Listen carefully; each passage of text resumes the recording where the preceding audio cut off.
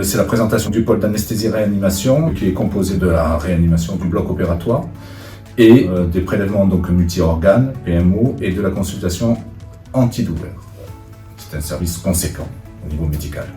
Concernant les paramédicaux de ce pôle, ce sont des équipes plutôt techniques, puisqu'on a affaire à des équipes paramédicales très spécialisées sur le bloc opératoire. Donc vous voyez que c'est un gros pôle, puisqu'on dépasse les 300 paramédicaux sur ces deux activités.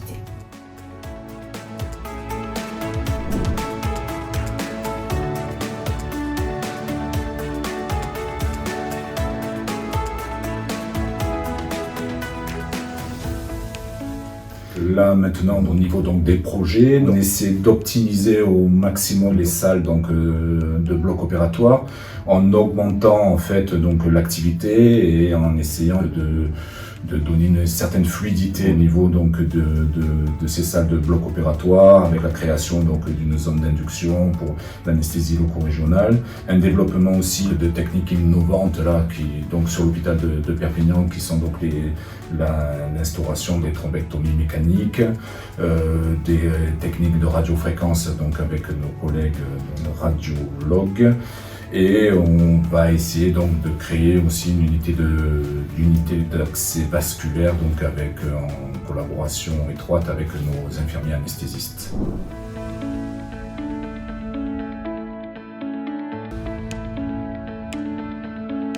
Parmi les projets phares de réanimation, je voudrais citer le projet Mieux vivre la réanimation, qui, comme son nom l'indique, vise à diminuer l'inconfort, la douleur et le traumatisme des patients en réanimation qui ne doivent plus être une fatalité, mais également à améliorer la qualité de travail des soignants. Ce projet est extrêmement vaste. Il concerne absolument tous les agents de réanimation, mais également les familles.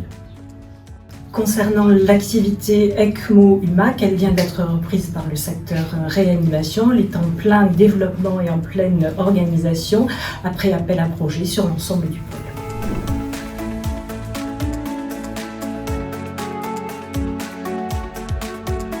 Le projet de prélèvement d'organes de type massif 3 constitue une nouvelle approche du don d'organes après arrêt de soins en réanimation. Ce projet réunit l'ensemble du pôle anesthésie-réanimation et la chirurgie dans l'objectif de diminuer le nombre de patients en attente de greffe.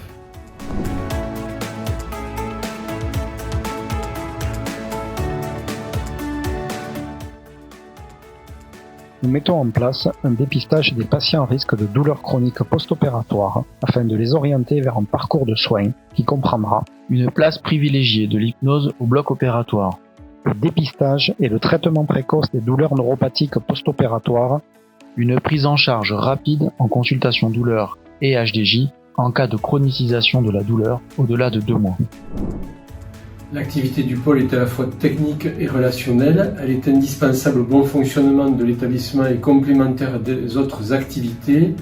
Elle permet d'offrir à la population du département et au-delà les activités de médecine intensive, de chirurgie et de médecine interventionnelle. Et le pôle a su démontrer au cours de la crise qui vient de se dérouler sa capacité d'adaptation.